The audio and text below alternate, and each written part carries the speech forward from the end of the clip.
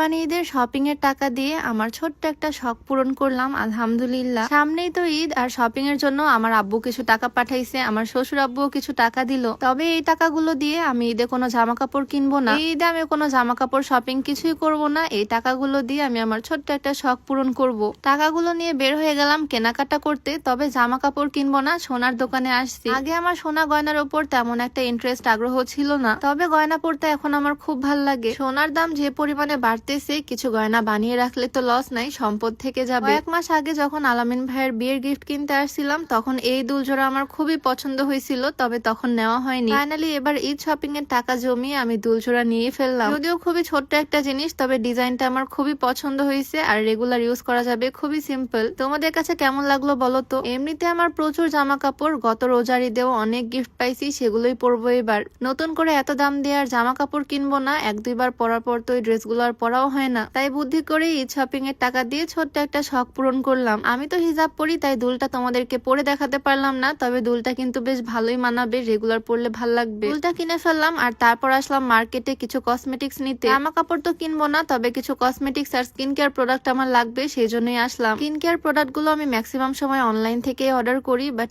এখন আর অনলাইনে কেনার মতো সময় নাই, কুরিয়ার অফ হয়ে গেছে, তাই দোকান থেকেই নিচ্ছি। মানে ঈদটা না একদম হঠাৎ করে মনে হয় চলে আসে। রোজার মাসে তো পুরো একটা মাস রোজা করা হয়, ঈদের জন্য একটা প্রিপারেশন থাকে। তবে এবার ঈদের জন্য আজ কিনবো কাল কিনবো করতে করতে ঈদ একদম সামনেই চলে আসছে, নেওয়াই হয়নি কিছু। জামা কাপড় তো কিনবো না, কিছু অর্নামেন্টস আর কসমেটিক্স নিলাম, সাথে গয়নাটা তো কিনলামই। এই ছিল আমার ঈদের শপিং। ঈদে যে ড্রেসগুলো পরবো সেগুলোর সাথে ম্যাচিং চুড়ি দেখতেছি, কারণ হাতে চুড়ি পরতে আমার খুব ভাল লাগে। বিয়ের আগে এই ধরনের চুড়িগুলো আমি পরতে পারতাম না, এগুলো পরলে নাকি বিবাহিত মনে হয়, বাট এখন আমি চুড়ি পরি। এতগুলো শপিং করলাম, আর সবার লাস্টে কিউট একটা ব্যান্ড নিয়ে নিছি। দেখো একদম বাচ্চাদের মতো লাগতেছে না এটা পরে আমাকে? আচ্ছা, ভিডিওর মাঝখানে তোমাদেরকে একটু বলে রাখতে চাই, তোমরা যারা ওজন কমাতে চাও, চিকন হতে চাও, তোমরা চাইলে এই হার্বাল স্লিমিং টিটা ট্রাই করতে পারো। এটা সম্পূর্ণ প্রাকৃতিক উপাদান দিয়ে তৈরি, তাই কোনো রকমের সাইড এফেক্টের ভয় নাই। ওজন কমানোর সাথে সাথে এটা গ্যাস্ট্রিকের সমস্যাটাকেও দূর করবে। এটা তোমরা বিউটি বাই লিম ফেসবুক পেজ থেকে পেয়ে যাবা। পেজটা আমার ডেসক্রিপশনে মেনশন করে দেওয়া থাকবে, আর নাম্বারটা আমার স্ক্রিনে দিয়ে দেওয়া থাকবে। যাই হোক, কসমেটিক্স তো এখান থেকে কিনে নিলাম, আর তারপর আসলাম একটা ব্যাগের দোকানে, কারণ ঈদের পরে বাবার বাড়িতে ঘুরতে যাব, এখানে ওখানে যাবো। একদিনের জন্য গেলে তো সবসময় লাগেজ টানা সম্ভব হয় না, তাই ছোটখাটো একটা ব্যাগ খুঁজতেছি। যদিও বের হয়েছিলাম শুধুই সোনার দোকানে যাব, কানের দুলটা নিব, বাট বের হয়ে আমার কাজের অভাব নাই, একবার কসমেটিক্স কিনতেছি, আবার আসলাম ব্যাগের দোকানে। জামা কাপড় ক্যারি করার ব্যাগ তো পছন্দ হয়ে গেল, এখন একটা ভ্যানিটি ব্যাগও নিতে ইচ্ছা করতেছে। তো যাই হোক, মেয়ে মানুষের মন বলে কথা,